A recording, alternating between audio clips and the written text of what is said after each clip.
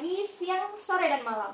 Kembali lagi di podcast Cerita Dikit bersama saya Reski Nurmayani dan Saya Alia Amalia. jadi kali ini mau kita bahas tentang presiden yang akan diangkat sebagai presiden seumur hidup pada masa itu.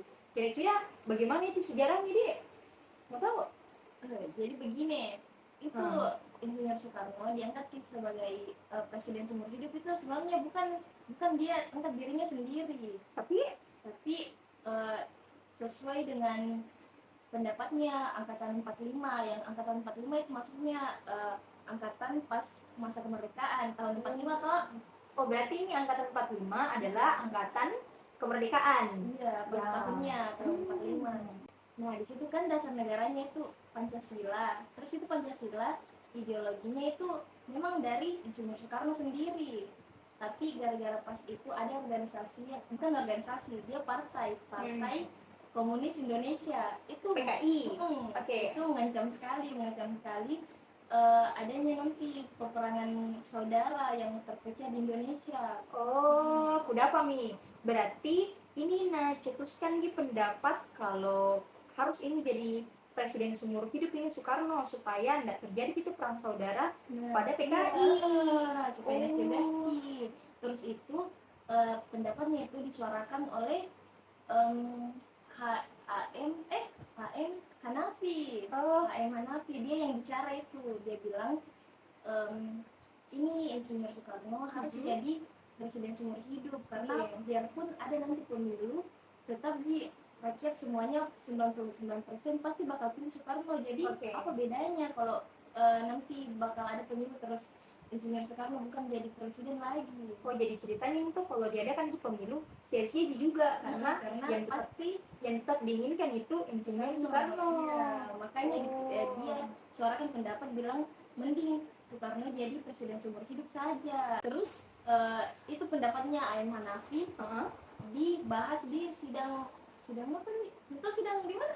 Ku tahu Ki, itu tadi pernah Kak dengar dan pernah Kak baca itu keputusannya ternyata diadakan pada sidang kedua di Bandung tahun 1963 yang diketuai oleh siapa lagi namanya? Hairul Saleh. Nah, itu Hairul Saleh. Nah, di situ nih pada sidang kedua itu sudah ditetapkan di nomor 3 MPRS tahun 1963. Itu. Jadi pada saat sudahnya itu sidang kedua, kira-kira Insinyur Soekarno langsung terima itu tuntutannya sebagai presiden seumur hidup atau tidak? Kayaknya tidak deh. Tidak. Karena kan sudah ada peraturan di undang-undang bilang kan presiden itu kalau menjabat harus sampai 5 tahun saja. Kalau bisa dinaik.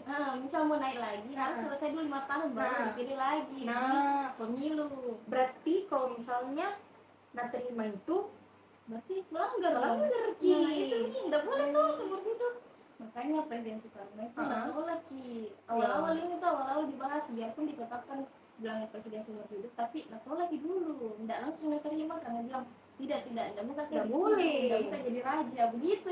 Tapi ku dengar ini ketuanya MPRS selalu kinarira ini Presiden Insinyur Soekarno supaya mau jadi presiden seumur hidup di Indonesia. Nah, tapi selalu ini itu tadi yang bilang presiden atau selalu kita tolak bilang tidak boleh karena melanggar undang-undang. Tidak sesuai undang-undang ini. Tapi ujung-ujungnya terima Ji. Kenapa bisa terima? Karena kan setelahnya dibujuk-bujuk ini sama Hairul Saleh.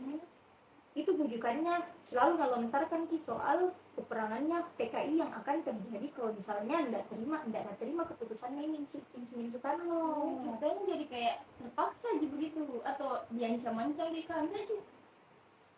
Beberapa kali memang diancam, cuman kayak setelahnya berpikir Insinyur Soekarno kayak bilang, oh ini tuh negaraku, bangsaku, tidak boleh ada perpecahan, tidak boleh ada pertikaian, jadi terima cuman itu terimanya atas dasar itu supaya tidak ada pertikaian.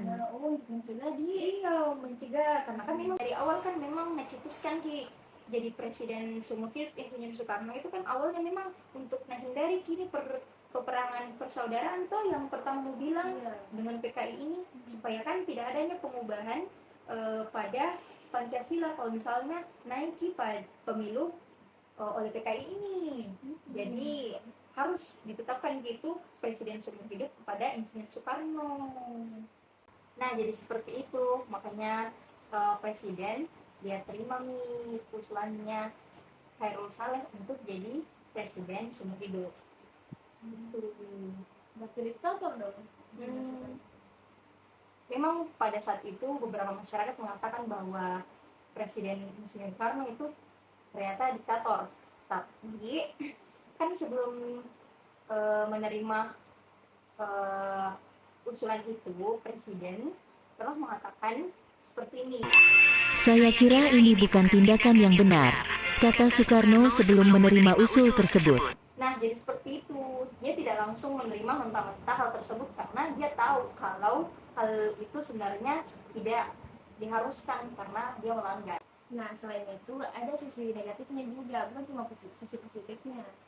Walaupun naik Insinyur Soekarno naik sebagai presiden seumur hidup, itu termasuk pelanggaran juga tuh, karena kan kalau presiden naik itu cuma sampai 5 tahun di masa jabatan, tapi dia malah sampai seumur hidup, bahkan sampai berapa tahun? 22 tahun. Nah, 22 tahun. Terus yang kedua, dia dapat julukan sebagai presiden diktator, karena itu tadi yang sudah dibahas Pak. Tapi cuma sebagian masyarakat Ji. Sebagian masih ada yang anggap dia sebagai bukan presiden diktator. Jadi begitu guys. Gitu. Oke guys, jadi begitu mah dulu yang bisa kita sampaikan. Semoga kalian dapat poinnya dari apa yang kita sampaikan berdua, dan kalian juga mudah paham. Oh iya, dan jangan lupa sering-sering kalian pelajari sejarah-sejarah pada masa lalu, karena pada masa lalu itu sangat berdampak di untuk masa depan tak. Nah, gitu guys. Dan maaf, terus maaf juga kalau ada salah kata dari ayah atau saya yang disengaja ataupun tidak. Sampai ketemu lagi di